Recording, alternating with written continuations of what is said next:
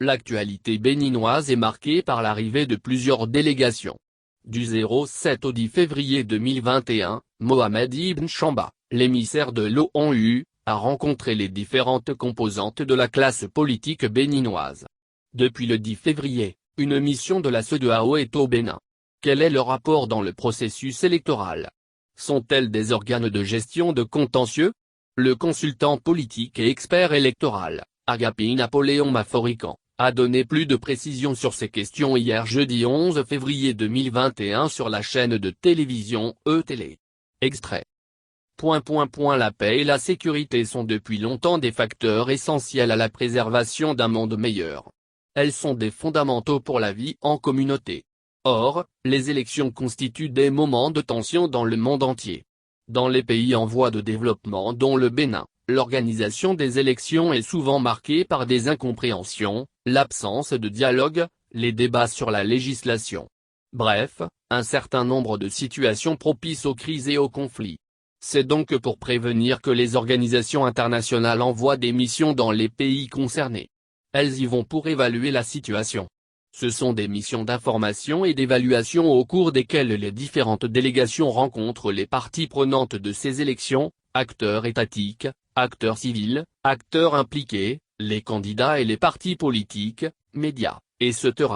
Mais, avant d'arriver, elles s'informent au préalable sur la législation du pays hôte, ses forces et faiblesses. C'est après s'être suffisamment outillés que ces missions vont vers les acteurs pour les écouter afin de mieux évaluer l'ampleur de la situation et, en cas de besoin, de faire des recommandations. À ce sujet, la principale recommandation de la délégation onusienne conduite par Mohamed Ibn Chamba est le dialogue entre les acteurs politiques, parce qu'il a noté que les modalités de participation ne reçoivent pas l'assentiment de tout le monde. Les Nations Unies disponibles à conseiller. En effet, au terme de la séance d'échange avec les différents partis politiques, des récriminations ont été portées à la connaissance de l'émissaire de l'ONU.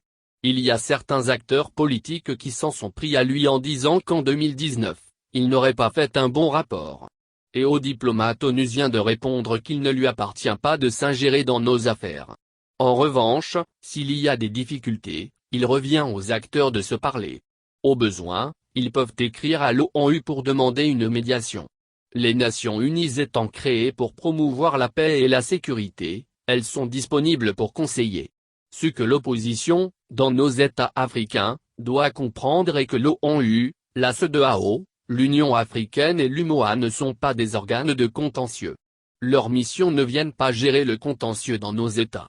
Elles viennent plutôt voir si nous sommes en phase avec les standards auxquels nous avons souscrit. Et s'il y a peut-être des difficultés, elles peuvent aider à libérer les écarts pour que le processus électoral se déroule dans la paix et la sécurité.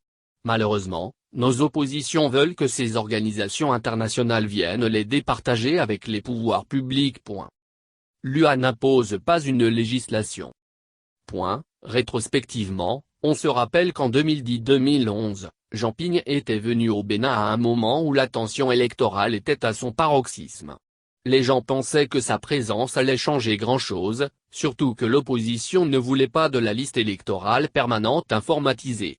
Elle pensait que le président de la Commission de l'Union africaine à l'époque pouvait faire pression sur le président de la République pour qu'on aille aux élections sans la LEPI. Mais, rien n'y fit, parce que ces missions ne viennent pas pour imposer la législation dans un pays. L'Union africaine n'a pas une législation particulière. Elle a des standards, notamment le pacte international relatif aux droits civils et politiques et d'autres actes auxquels nous avons souscrit et qui orientent les conditions d'organisation des élections. Donc, au regard de ces documents et de la législation nationale, elles essaient de savoir si l'élection est ouverte à tout le monde. Est-ce qu'il y a eu avènement opportuniste de nouveaux textes? Est-ce que les acteurs s'entendent sur le contenu des textes? Toutes ces questions donnent lieu à une analyse. C'est au terme de cela que ces missions font le rapport. Le dialogue après la présidentielle. Dans le cas du Bénin, ces missions n'ont pas grand-chose à recommander autre que le dialogue et la concertation. La situation par rapport à 2019 s'est beaucoup améliorée. Il y a eu le dialogue politique. Il y a des textes qui sont là depuis 15 mois. Ce sont des textes qui ont été éprouvés par les élections communales. Donc, rien n'est nouveau. Le seul bémol est que certains ont tardivement découvert certaines contraintes et se sont mis à faire du bruit de sorte à créer une situation conflictuelle. C'est peut-être cela la nouveauté. Or, si ces acteurs jouaient le jeu avec franchise, je pense que cela aurait pu permettre aux députés de retoucher certains textes. En 2019, il y a eu un comité paritaire pour corriger les textes. Peut-être que la question du parrainage qu'on agite comme facteur de blocage aurait pu faire l'objet d'échanges dans une atmosphère beaucoup moins crispante qu'aujourd'hui. Ce dialogue dont parle Mohamed Ibn Chamba ne peut que se faire dans une atmosphère apaisée. Pas à la veille des élections. Le meilleur dialogue est d'aller aux élections. C'est le peuple qui tranche. Et il faut que ce peuple sorte massivement pour s'exprimer dans les urnes.